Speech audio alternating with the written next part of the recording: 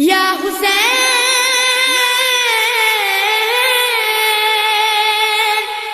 یا حسین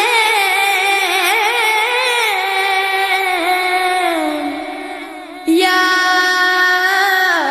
حسین یا حسین یا حسین یا حسین یا حسین میرا نانا نبی میری ماں سیدہ میرا بابا علی میرا بھائی حسن ہم ہی ہے پنجتن ہم ہی ہے پنجتن میری کیا ہے خطا میری کیا ہے خطا میری کیا ہے خطا میری کیا ہے خطا مجھ پہ کیوں بند کرتے ہو پانی کیا محمد کا پیارا نہیں مجھ پہ کیوں بند کرتے ہو پانی کیا محمد کا پیارا نہیں کیا میں زہرا کا جایا نہیں کیا میں زہرا کا جایا نہیں کیا میں زہرا کا جایا نہیں کیا نبی کا نواسا نہیں مجھ پہ کیوں بند کرتے ہو پانی کیا محمد کا پیارا نہیں مجھ پہ کیوں بند کرتے ہو پانی کیا محمد کا پیارا نہیں میرے نانا نے کلمہ سکھایا اور قرآن تم کو سنایا میرے نانا نے کلمہ سکھایا اور قرآن تم کو سنایا کیا میں نانا کا سایہ نہیں ہوں کیا میں نانا کا سایہ نہیں ہوں کیا میں نانا کا سایہ نہیں ہوں کیا نبی کا نواسا نہیں مجھ پہ کیوں بند کرتے ہو پانی کیا محمد کا پیارا نہیں مجھ پہ کیوں بند کرتے ہو پانی کیا محمد کا پیارا نہیں السلام علیکم سب کو۔ آج کا ٹاپک ہے مقدس ماہ محرم۔ کل عاشورہ ہے یعنی 10ویں تاریخ محرم کی۔ دوستوں میرے احباب، یوں تو ہم سب کو پتہ ہے محرم سے اسلام کا نئے سال کا آغاز ہوتا ہے اور یہ اس کا پہلا مہینہ ہے، اور 1 سے 10 دن جو ہیں یہ کیا کہانی بتلاتے ہیں، ہمارے سامنے کیا دہرایا جاتا ہے اس حقیقی قصے کے بارے میں۔ یہ مہینہ اسلام کے ان 4 مقدس مہینوں میں شمار ہے، اور ہمارے پیارے نبی محمد صلی اللہ علیہ وسلم نے ان کے بیان میں اس مہینے میں روزے رکھنے کا اہتمام بتایا، اس مہینے کی خاص اہمیت بیان کی، اور اس مہینے کو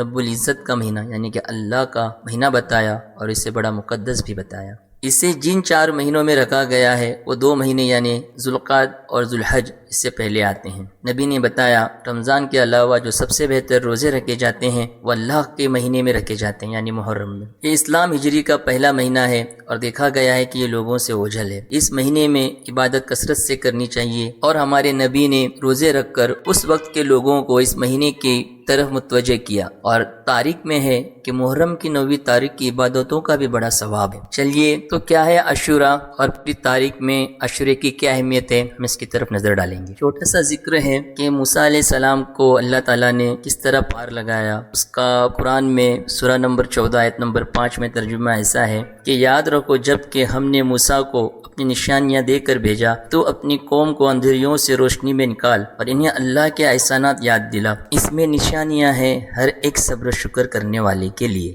امام الغزالی کے مطابق جو واقعات پیش آئے تھے عاشورے کے دن وہ اس طرح سے ہیں کہ اللہ تعالیٰ نے زمین و آسمان بنایا اس دن، اور لوح محفوظ قائم کیا۔ اللہ نے جبریل علیہ السلام کو بنایا، اللہ نے آدم علیہ السلام اور حوا کو بنایا، اللہ نے جنت بنائی، اللہ نے جنت میں داخل کیا آدم علیہ السلام کو۔ اسی عاشورے کے دن پہلی بارش بھی زمین پہ گری تھی، لہٰذا تاریخ انسانی تاریخ کے آغاز سے پہلے ہی عاشورہ اہم واقعات سے بھرا ہوا ہے۔ اسی طرح ابن کثیر کہتے ہیں کہ نوح علیہ السلام کے زمانے وہ اپنی کشتی میں لے کر لوگوں کو، ایمان والوں کو لے کر چلے تھے، طوفان تھا، بارش تھی کافی، اللہ تعالیٰ نے اسی دن اس بارش کو روکا، چودی کے کنارے یہ کشتی رکی اور زمین نے پانی کو نگل لیا، آسمان نے بارش کو ختم کیا۔ یہ معاملہ بھی اسی عاشورے کے دن پیش آیا تھا۔ اسی دن الجیلانی کے مطابق آدم علیہ السلام کی معافی اللہ نے قبول کی تھی، اور ابراہیم علیہ السلام کو آگ سے نکالا گیا تھا نمرود کے اللہ نے بچا لیا تھا. ایوب علیہ السلام کا بھی جو امتحان تھا اس میں وہ کامیاب ہوئے تھے. اور سلیمان علیہ السلام کو اسی دن اللہ نے ایک بہت بڑی بادشاہت عطا کی، ہواؤں کو ان کے تابع کر دیا کہ وہ ان کے ساتھ ہواؤں پر سفر کرتے. انسانی فوج، پرندے، جانور، جین، سب ان کی فوج میں انسان شامل تھے. یہ بھی عاشورے کے دن اللہ نے عنایت فرمایا تھا. اسی دن یونس علیہ السلام کو بھی مچھلی کے پیٹ سے اللہ نے باہر نکالا اور ان کے لوگ ان کی خطا کے لیے معاف کر دیا تھا جو ان سے درپیش ہوئی. اور عیسیٰ علیہ السلام کو جنت کی طرف اٹھا لیا، یعنی آسمان کی طرف اٹھا لیا گیا تھا. اسی طرح سے اللہ تعالیٰ نے عاشورے کے دن نے لوگوں پر، پیغمبروں پر عنایت کی، انہیں معاف کر دیا، انہیں پریشانیوں سے، تکلیفوں سے بچا لیا اور انہیں اپنے قریب اپنے واپس بلا لیا. اسی طرح سے اللہ تعالیٰ ہر کسی کا امتحان لیتا ہے. اور عاشورے کے بابت ایسا نہیں ہے کہ صرف یہودی بھی مانا کرتے تھے، بلکہ اسلام کے پہلے جو قریش تھے مکہ مکرمہ کے، وہ بھی اس مہینے کا عاشورے کا کافی اہتمام اور اس کی اہمیت کو تسلیم کرتے ہیں. یہ بتانا بڑا ناممکن ہے کہ اللہ نے کس طرح سے اپنے بندوں کو جانچا پرکھا عاشورے کے دن، خاص کر کے حسین رضی اللہ عنہ جو علی کے بیٹے ہیں، حضرت علی کے، اور ہمارے پیارے محمد مصطفیٰ صلی اللہ علیہ وسلم کے ناتی یعنی کہ نواسے ہیں. متعدد روایت سے نبی صلی اللہ علیہ وسلم کو اپنے نواسے سے بے حد پیار تھا. اس سے ہمیں پتہ چلتا ہے. بخاری سے بیان ہے کہ ابو ہریرہ رضی اللہ عنہ بتاتے ہیں کہ ایک بار حسین علیہ السلام جب کافی چھوٹے تھے تب نبی صلی اللہ علیہ وسلم نے ان کی پیشانی پہ ہاتھ رکھ کے کہا، حسین اوپر چڑھو، اور اوپر چڑھتے جاؤ. اور انہوں نے چڑھنا شروع کیا، یہاں تک کہ ان کے پیر آپ صلی اللہ علیہ وسلم کے سینے پر آ گئے اور دونوں کے چہرے ایک دم آمنے سامنے ہوئے. تب آپ نے انہیں پیشانیوں کو ان کو چوما اور اللہ سے کہا گلے لگا کر، اے اللہ جس سے میں پیار کرتا ہوں اس سے تو بھی پیار کرنا. ترمذی کے حوالے سے نبی صلی اللہ علیہ وسلم نے فرمایا، جو مجھے پیار کرے اور ان دونوں سے محبت کرے اور ان کے ماں باپ سے، وہ قیامت کے دن میرے ساتھ ہوں گے. اور نبی صلی اللہ علیہ وسلم نے فرمایا کہ میں حسین سے ہوں اور حسین مجھ سے، اور اللہ اس سے پیار کرتا ہے جو حسین سے محبت کرتا ہے. اب بات کریں گے حسین علیہ السلام کے شہید ہونے کے بارے میں. حسین علیہ السلام کو شہید کیا گیا جمعہ کے دن، عاشورہ تھا 10ویں محرم ہجری 680 اکتوبر مہینہ. 56 سال کی آپ کی عمر تھی. آپ کو کربلا میں شہید کیا گیا 16 خاندان کے لوگوں کے ساتھ، آپ کے خود کے خاندان کے، اور 72 ساتھی جو آپ کو فالو یعنی آپ پیروی کرنے والوں میں سے، عزیزوں میں سے تھے. یہ بیان ہے طبری اور سیوطی میں. شہید ہونے کے پہلے حسین علیہ السلام، ان کی فیملی اور ان کی پیروی کرنے والوں کو کس طرح سے آزمایا گیا، کس آزمائش سے وہ لوگ گزرے. کئی دنوں تک وہ گئے بنا کھانا بنا پانی، کھرچتے کھلے میدانوں میں کربلا کے، درد سے پریشانی میں مددگار نہیں کوئی ان کا. ان کو کتنا ٹارچر کیا گیا. یہ پوری فیملی کو یزید کے سرداروں کی طرف سے، یعنی کہ یزید کی جو بھی قوت تھی ان کی طرف سے. 10 محرم کو اللہ تعالیٰ نے حسین علیہ السلام اپنے پاس واپس لے لیا. اس کی اور ان کے اہل خانہ کو کس طرح ہلاک کیا گیا اس کی تفصیل قابل افسوس ہے. اللہ کے نبیوں علیہ السلام کی طرح ان پر بھی عاشورہ اور اسی کے نتیجے میں آنے والے دنوں میں بے حد مشکلوں سے آزمایا گیا تھا. ہم دعا کرتے ہیں کہ اللہ پاک انہیں بے حد اجر اور عالی ترین مقام کے ساتھ اجر دے، اور ہم دعا کرتے ہیں کہ اللہ ہمیں بھی ان کی عقیدت سے اور صبر کا ایک حصہ ہمیں بھی عطا فرمائے، آمین. آئیے اب اہم چیز کی طرف چلتے ہیں اور اسے آرام سے بیٹھ کر سنیے گا، اس سے کافی دل بھر آتا ہے. خطبہ امام زین العابدین علیہ السلام اور خطبہ بی بی زینب علیہ السلام نے دربار یزید کو ہلا کر جو رکھ دیا تھا وہ کس طرح سے.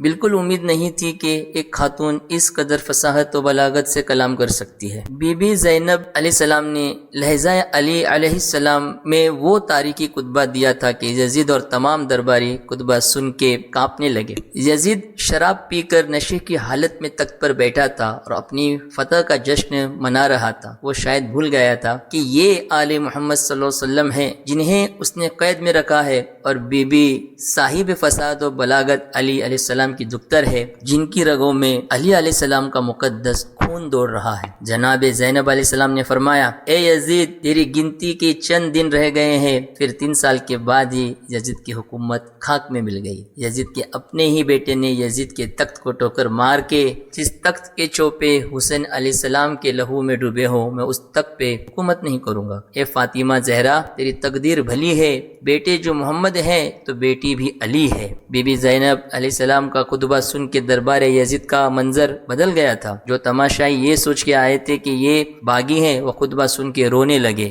درباری یزید کو لان تان کرنے لگے کہ تو نے رسول اللہ صلی اللہ علیہ وسلم کے خاندان کا خون بہایا ہے۔ یزید نے بوکلا ہٹ کا شکھر ہو کے اپنے شاہی خطیب کو کہا کہ وہ ممبر پہ جائیں اور اس خطبے کا جواب دیں۔ خطیب ممبر پہ گیا اور اپنی بد فطرت کے تحت بد کلامی کرنے لگا، امام حسین علیہ السلام کی شان میں گستاخی شروع کر دی۔ اب یہ وہ موقع تھا کہ جب تاجدار امامت علیہ السلام کو جلال آ گیا۔ خطیب کی بد زبانی کا جواب دینے کے لیے امام زین العابدین علیہ السلام نے یزید سے کہا، اے یزید، کیا مجھے بھی اجازت ہے کہ میں بھی کچھ کہوں؟ یزید نے انکار کیا، لیکن درباریوں نے کہا کہ اس جوان کو بھی بولنے کی اجازت دیں، لہٰذا مجبوراً یزید نے امام علیہ السلام کو اجازت دی۔ امام زین العابدین علیہ السلام ممبر پہ تشریف لے گئے اور خدا رسول صلی اللہ علیہ وسلم کی حمد و ثنا کے بعد ارشاد فرمایا، اے لوگو، اللہ تعالیٰ نے ہمیں 6 چیزیں عنایت فرمائی ہیں اور 7 چیزوں سے ہمیں فضیلت عطا فرمائی ہے کہ محمد مصطفیٰ صلی اللہ علیہ وسلم ہم میں سے ہیں، حضرت جعفر طاہر ہم میں سے ہیں، اسد اللہ اور اسد رسول اور سبتین صالحین بھی ہم میں سے ہیں۔ تم میں سے جو کوئی مجھے پہچانتا ہے وہ تو پہچانتا ہے، لیکن جو نہیں جانتا وہ جان اور پہچان لے۔ میں زین العابدین اپنے حسب و نسب کا تعارف کروائے دیتا ہوں، میری بات غور سے سنو اور کان دھرو کے مجھے پہچان لو۔ میں اس کا بیٹا ہوں جس نے مکہ کی بنیاد رکھی، مینا کو حج کے شاعر میں قرار دیا۔ میں اس کا فرزند ہوں جس نے زمزم و صفا کی بنا قائم کی۔ میں اس کا نور نظر ہوں جو زکوٰۃ کو اپنے خاندان پہ اٹھا کے خود مختلف اطراف میں جاتا اور مستحقین کو تقسیم کرتا۔ میں اس کا لگتے جگر ہوں جو حج کرنے والوں میں بہترین تھا اور تلبیہ کہتا تھا۔ میں اس کا فرزند ہوں جو براق پہ سوار ہو کے آسمان تک بلند ہوا، یعنی معراج، مسجد حرم سے مسجد اقصیٰ تک گیا اور وہاں سے جبرائیل علیہ السلام کے ساتھ سدرۃ المنتہا تک گیا۔ میں اس کا فرزند ہوں جو قاب قوسین اور ادنیٰ تک پہنچا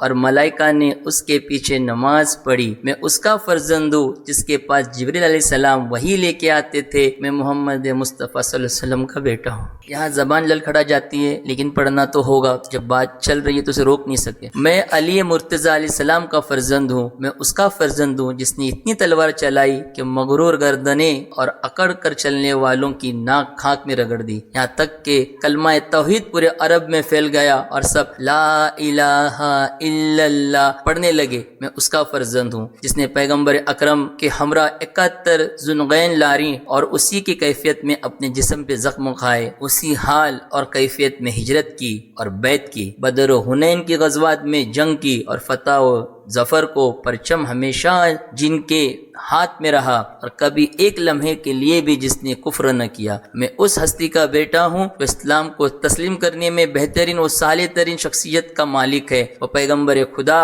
صلی اللہ علیہ وسلم کا وارث، ملحدین کو نیست و نابود کرنے والا، مسلمانوں کا رہبر، مجاہدین کا مثال بردر اور عابدین کی زینت تھا۔ گریا کرنے والوں کے سر کی زینت، صابروں میں بزرگ تر، آل یاسین کی قائدین میں کامیاب ترین اور مکتب رب العالمین سے تربیت یافتہ تھا۔ میں اس ہستی کا بیٹا ہوں جس کی جبرائیل و میکائیل نصرت و حمایت کرتے تھے۔ وہ وہی تھے جس نے جمال و صفین و نہروان میں مارکین، ناسکین اور قاسطین سے لڑائی کی اور مقابلہ کیا۔ وہ قریش کے قبیلے فقر لوگوں میں سب سے بڑا تھا۔ وہ ایسا تھا کہ خدا اور رسول صلی اللہ علیہ وسلم کے احکام پہ اپنی آنکھوں اور کانوں کو تیار رکھتا تھا۔ وہ منافقین کے سینوں پہ دست قدرت الہی سے لگنے والا تیر تھا۔ وہ نصرت دین میں اللہ تعالیٰ کی پورا فصاحت زبان تھا۔ عالم کون و مکان اور عرص وجود میں اولبا تصرف تھا۔ وہ علم سخاوت و ذکاوت کا مخزن تھا۔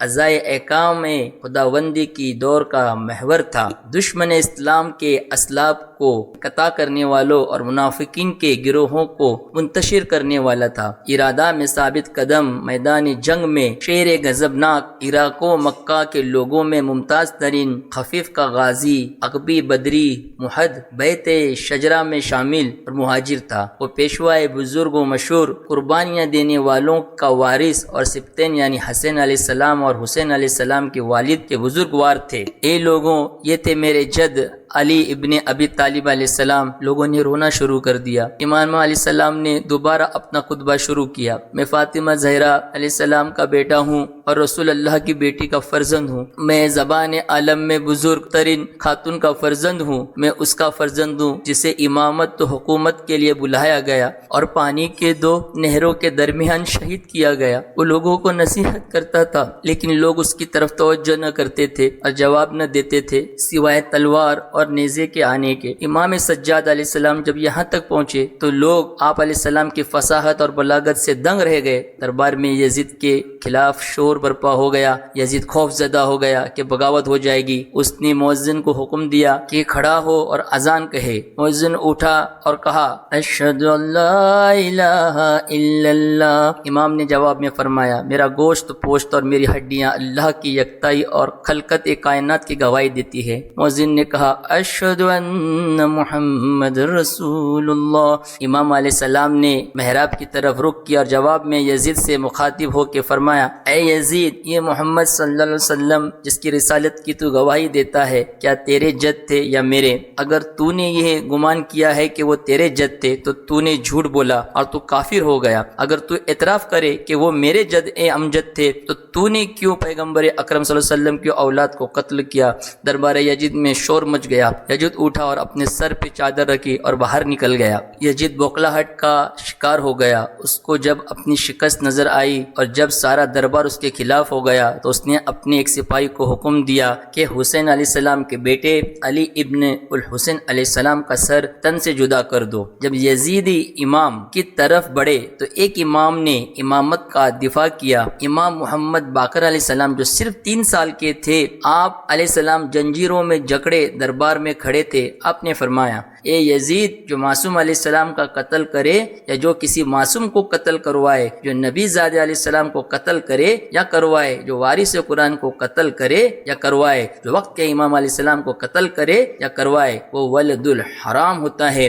پھر امام باقر علیہ السلام نے فرمایا میرے بابا علیہ السلام معصوم بھی ہیں، وارث قرآن بھی ہیں، وقت کے امام بھی ہیں، فرزند رسول صلی اللہ علیہ وسلم بھی ہیں۔ تو اس طرح سے پورا معاملہ چلتا ہے۔ یہ خطبہ میں نے الگ الگ طریقے سے پڑھا ہوں، الگ الگ طریقے میں بیان کیا ہوا ہے، مجھے یہ آسان لگا۔ ابھی ایک دعا ہے جو حضرت بی بی زینب نے کی تھی اسی دوران جب وہ یزید سے مخاطب تھی، وہ اس طرح سے ہے۔ اس مرحلے پر امام علی کی بیٹی نے اللہ سے دعا کی اور کہا اے خداوندہ، ہمارا حق ادا کرو اور ان لوگوں سے بدلہ لو جنہوں نے ہم پر ظلم کیا۔ پھر وہ یزید کی طرف متوجہ ہوتی ہے اور کہا اللہ کی قسم، آپ نے اپنی کھال کھینچ لی اور آپ کا گوشت کاٹ دیا ہے۔ آپ جلدی اللہ کے نبی کے سامنے حاضر ہوں گے اور اپنی آنکھوں سے دیکھو گے کہ اس کے بچے جنت میں ہیں۔ وہ دین ہوگا جب اللہ پاک نبی کرم کی اولاد کو، وہ دین ہوگا جب اللہ پاک نبی اکرم کی اولاد کو بکھرے ہوئے حالات سے نجات دے گا اور ان سب کو جنت میں اکٹھا کرے گا۔ یہ وہ وعدہ ہے جو اللہ پاک نے قرآن مجید میں کہا ہے، وہ اس طرح سے قرآن میں سورہ 3 آل عمران آیت نمبر 169، جو لوگ اللہ کی راہ میں شہید کیے گئے ہیں ان کو ہرگز مردہ نہ سمجھیں، بلکہ وہ زندہ ہیں، اپنے رب کے پاس انہیں روزیاں دی جاتی ہیں۔ منانے والے یوم عربین بھی مناتے ہیں، یعنی کہ جس دن سے آپ کو عاشورے کے دن آپ شہید ہوئے اس دن سے 40 دن وہ بھی لوگ مناتے ہیں، اور بھی بہت سی چیزیں لوگ اپنے حساب سے کرتے ہیں، شیعوں میں، سنیوں میں۔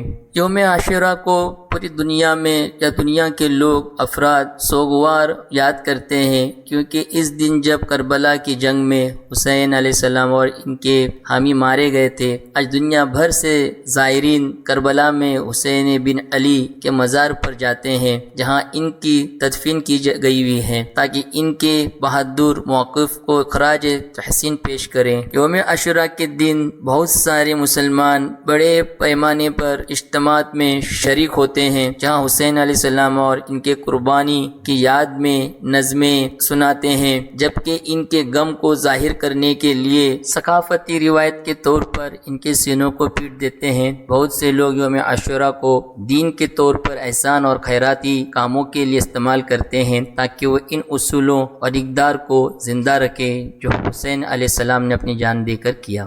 تو سب سے زیادہ یہ ہے کہ ہم اپنے فائدے کے لیے بھی، اگر نبی صلی اللہ علیہ وسلم نے اس مہینے کو مقدس بتایا، اس میں روزہ رکھنا، 9-10 تاریخ کو عبادت کرنا، اس کا ثواب ہے، ہمارے لیے عبادت میں شمار ہے، اور آپ کی شان میں اور آپ کے اہل بیت کے لیے، اہل بیت الاطہر کے لیے، شہداء کربلا کے لیے دعا کرنا، یہ سب چیزیں زیادہ اہمیت رکھتی ہیں۔ ایک وقت تھا کہ مجلسیں ہوتی تھی، سبیل بھی لگتے تھے، ابھی بھی لگتے ہوں گے، ٹھیک ہے، اپنا اپنا ایک ماننا ہے، ایک عقیدہ رکھتے ہیں ہم۔ شیعوں میں ماتم ہوتا ہے، غم ظاہر کرتے ہیں اپنا، ویسے بھی یہ غم کا ہی مہینہ ہے، ہم جتنا زیادہ اس میں اگر سوچنے جائیں گے تو اس میں بہت کچھ نکلتا ہے، تو بہتر ہے کہ اس کو سیدھی سادگی سے ہم لیں، اور صرف امام حسین ان کی قربانی کے لیے ہم اس کو زیادہ اہمیت دیں، اس کو عزت دیں۔ نبی صلی اللہ علیہ وسلم کے نواسے ہونے کے ناطے ہم انہیں دعاؤں میں یاد رکھیں، اور انہوں نے جس وجہ سے جس کام کے لیے قربانی دی ہم اسے نہ بھولیں۔ تو آپ سب کو یوم عاشورہ مبارک ہو، اللہ آپ کی سب کی دلی تمنائیں پوری کرے،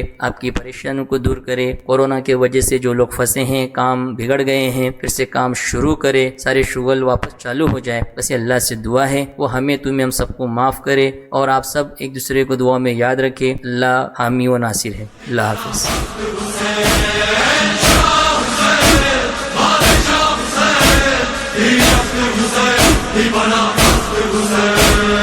مولا بڑا کام کیا، دین خدا عام کیا، کر نہ سکا کوئی کبھی، تو نے وہی کام کیا، وعدہ وفا کر کے رہا، سر نہ جھکا، اب پہ جیا، سب سے بڑا میرا خدا کرتا رہا اعلان حسین۔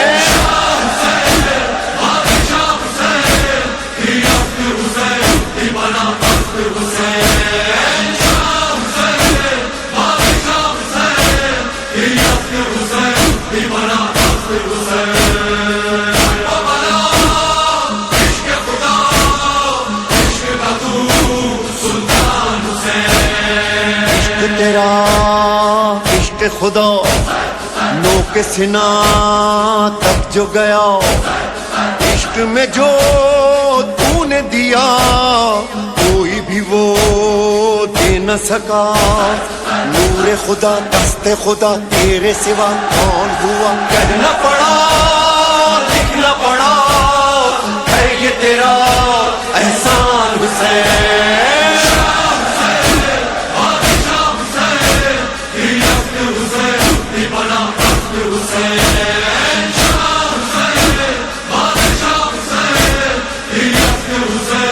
Bana